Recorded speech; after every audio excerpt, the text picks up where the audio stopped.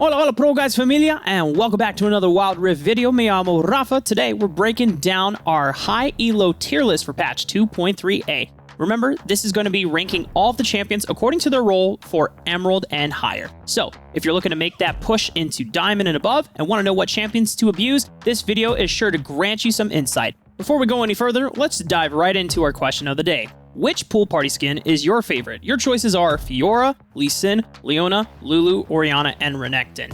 For those that don't know me, I am a jungle main and Lee Sin is my main champion to climb with, so you already know I want to be throwing out those pina coladas. Heatwave is coming around the world, gamers, so stay hydrated out there and let us know what your favorite pool party skin is in the comment section below.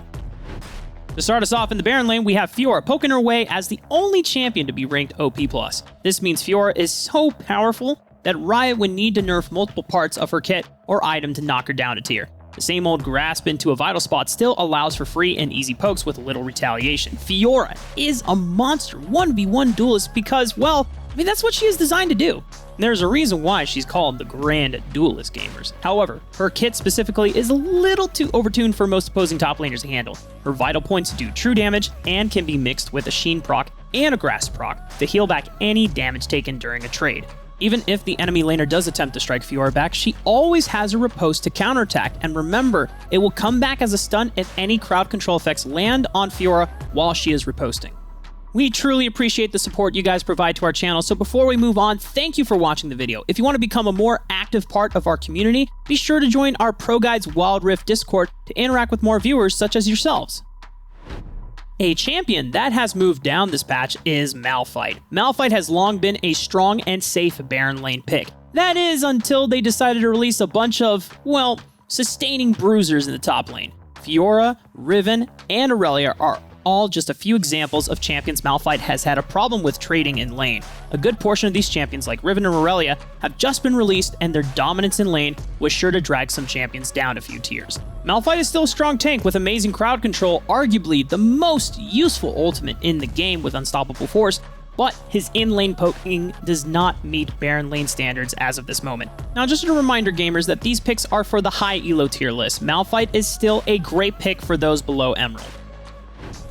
A champion that has gotten a lot of spotlight recently is Dr. Mundo and his big rework on League of Legends for the PC client. Dr. Mundo is a solid B-ranked Baron laner at the moment, but this future rework will definitely creep its way into Wild Rift. His rework did not change his identity or playstyle. He's still the beefy tank that engages and sustains himself. Much like Garen, Mundo's specialty is in his health regeneration, allowing him to tank heavy blows while kiting a proper escape.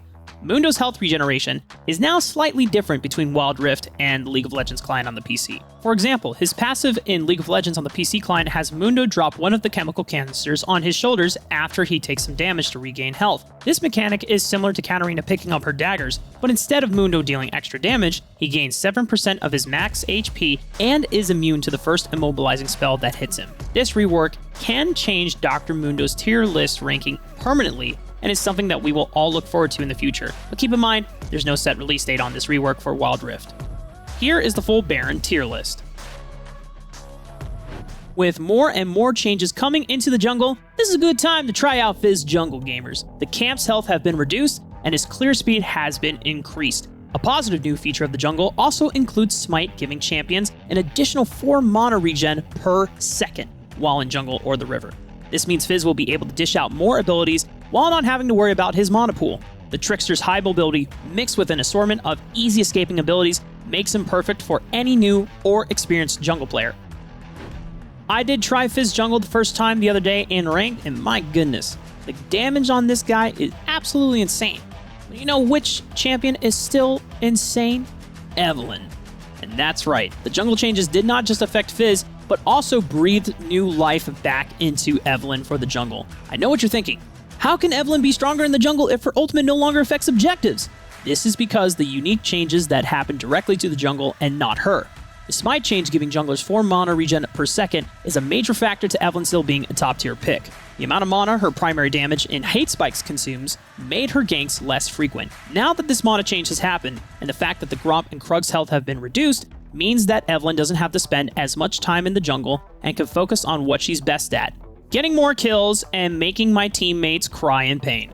The mana change affects all types of junglers, including the axe thrower himself, Olaf. Olaf thrives off mana because of how fast he is able to set off his abilities. The Berserker is well known for his axe throwing, and every axe throw costs at least 6 mana. By increasing Olaf's mana regen, he can now clear his camps at even greater speed than before. Not having to rely on the blue buff for a greater period of time will increase his sustain both in the jungle and in lane. Not to mention, the nerf to Krug's and Gromp's health.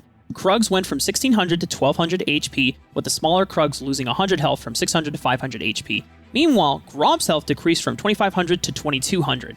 This greatly increases the jungle clear time for all champions, especially Olaf, who has low ability cooldowns. Here is the rest of our jungle tier list for high elo. Starting into our mid lane is Twisted Fate, the mage who appears everywhere. At the beginning of patch 2.3, Twisted Fate received a sizable buff in his third ability, Stacked Deck.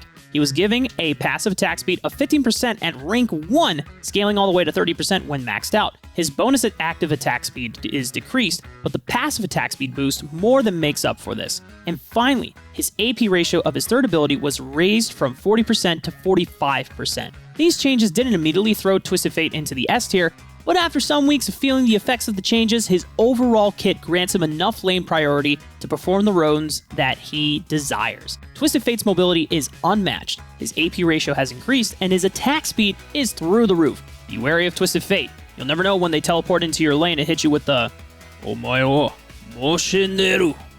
TF being moved into the S rank is a big deal, but Katarina has received a nerf and is still in the OP rank. Katarina is the second best assassin in Noxus and shows this off on the battlefield. Katarina's high DPS mixed with her agile mobility makes her difficult for even experienced players to deal with. This is primarily because of her third ability, Shunpo, mixed with her passive Veracity. Shunpo allows Kat to instantly blink to the location she clicks, and Veracity decreases her abilities by 15 seconds after every takedown. Combining these abilities is what makes Katarina such a nuisance to try and engage on during a team fight. She can just wait for one champion to be low and use all of her abilities because she has the safety of her cooldown resets from getting a kill. Going all in is always worth it for Katarina. Just watch your footing. A champion that used to never worry about his footing in the game was Galio. Galio used to be one of the strongest picks in Wild Rift during his first few weeks of play. Now that more players have gotten used to his movement and his overtuned first ability has been patched, he has dropped down to the B tier. Galio used to be the top pick to fight assassins like Katarina and Akali, but nothing has happened to his character to help him tank these heavy-hitting threats. His time as a giant in the mid lane has dwindled as more champions have been released and their kits being tuned. Personally, I'm a big fan of the Colossus, especially when I see him picked on my team. He provides excellent crowd control that no other mid laner can match, and his ultimate keeps him nimble on the map. And he can follow me up when I go for crazy plays. If they were just to increase how quickly his ultimate was casted by even half a second, I could see him becoming a viable pick again. But until then, he sits uncomfortably in the B tier. Here are the rest of our picks for high elo in mid lane. Just cannot be dethroned like Kai'Sa. Kai'Sa is our highest ranked ADC, and for good reason. She has a unique balance and blend of physical and magic damage while hitting multiple enemies at the same time. Her wave clear is great, and her ultimate lets her engage across the map when combined with her second ability, Void Seeker. She's a versatile ADC because, unlike her compatriots, her kit has an invisibility cloak built right into it. Kai'Sa is still a promising pick for anyone in the high elo. Another strong pick zipping around the dragon lane is Ezreal. His long poke and promising escapes always make him a safe pick. Plus, recently, they increased the amount of gold taken per tower plate. Ezreal's second ability, Essence Flux, sticks onto towers, causing them to take extra magic damage, scaling with attack damage and ability power. Ezreal, like Tristana and a few other champions, greatly benefit from having tower plates giving more gold. This early game gold could translate to an item advantage that other dragon laners won't have access to. That's why Ezreal is staying as an S tier pick for Wild Rift. Not every champion is as powerful as Kai'Sa or Ezreal. Lately, single target ADCs such as Ashe have suffered from the current meta environment. Ashe is supposed to maintain her distance while dealing damage thanks to her slow and her passive, but this slow is just not enough of a deterrent to stop heavy engaging champions. Champions like Rengar and Riven who have only been released in the last few months trample through Ashe's auto-attack based crowd control. Now, if you wanted to bring back ADCs like Ashe into the meta again, you could take an item like Gale Force and add it to Wild Rift to help ADCs dash away from oncoming assaults, but as a jungler who loves to destroy ADCs, I would prefer you don't do that. It's already hard enough in League of Legends on the PC client. But, of course, if you're an ADC main, you'll probably want that item to come pretty soon. Here is the rest of the Dragon Lane tier list. A champion deeply impacted by patch 2.3a is Janna. We are sad to report that her second ability Zephyr has been nerfed. The base damage of a maxed out Zephyr has been reduced from 245 to 205 damage. This massive 40 damage difference has brought Janna out of the S tier into the A tier. She's still a solid pick in higher elo, but this nerf hurts her overall. As a champion, this ability is Janna's primary poke and contribution to the early game laning phase. She's still strong, just not as strong as before. Speaking of strong supports, Leona is still incredibly powerful in the Dragon Lane. If you ever play against Leona right now, gamers, you're going to need some extra sunscreen, otherwise her abilities are going to leave you with massive burns. She has 3 stuns and the ability to make herself tankier. She shares a lot of attributes with Alistar without the humiliation of potentially messing up a knockup combo. Leona's third ability, Zenith Blade, has had increased range this last patch, making her an even bigger threat on Wild Rift. Not to mention, she just had her pool party skin released, so you already know you're going to see a lot more Leonas in your games. Not only Leona is receiving a pool party skin, but our favorite Yordle support in Lulu has also gotten a skin. Lulu has hacks that other supports dreamed that they had. While most champions can stun or blow back enemies, Lulu has a unique ability to turn the enemy into a cupcake, or with her skin, into a pufferfish. This cute ability keeps the target incapacitated for as long as the ability is affecting them. Be sure to check out these new skins in-game and show them off on our Discord. So here's all the supports ranked in our tier list. That's going to be the end of our slightly changed high elo tier list for patch 2.3a. Also, gamers, I hope you are all staying happy and healthy and safe during these times. And please, please use sunscreen when you're going outside because it is very hot. And I want you all to take good care of your skin. You don't want to end up burned like me, who just for the past 2 weeks had to deal with skin peeling. It's gross. Ugh, I'm still got stuff on my arm. Anyway, hope you all stay subscribed and keep up to date on all things for Wild Rift. Thank you so much. Adios!